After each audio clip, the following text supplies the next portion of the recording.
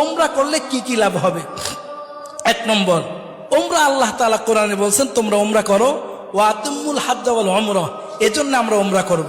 দ্বিতীয় নম্বর ফজিলত, নবীজি হজের আগে ওমরা করছে, এজন্য আমিও ওমরা করব।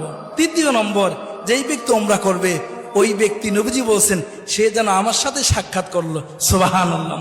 চতুর্থ নম্বরে ওমরার ফজিলত, যেই ব্যক্তি ওমরা করবে নবীজি বলছেন আমি তাকে সুপারিশ করে জান্নাতে নিয়ে যাব, সুবহানাল্লাহ।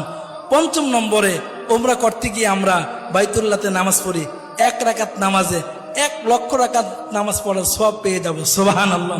6 নম্বর ফজিলত হলো দুনিয়াতে থেকেই জান্নাতি জিনিস এর মধ্যে চুমা দেওয়ার সুযোগ হয়, যেটা হলো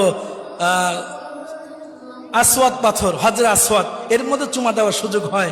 7 নম্বরে, ওমরা করলে জিন্দেগির গুনাহ মাফ হয়ে যায়। 8 নম্বরে, ওমরা করলে দোয়া কবুল হয়। 9 নম্বরে, ওমরা করলে, ওমরা করার সময় যখন আমরা লাব্বাইক আল্লাহুম্মা লাব্বাইক বলি, নবীজি বলেন লাব্বাইক বলার দ্বারা সাথে সাথেই তার সমস্ত গুনাহ খাতা মাফ হয়ে যায়। 10 নম্বরে, যেই ব্যক্তি ওমরা করে, ওমরা করার কারণে জান্নাতের বাগান রওজাতুম মিন রিয়াজিল জান্নার ভিতরে তার যাওয়ার সুযোগ হয়ে যায়।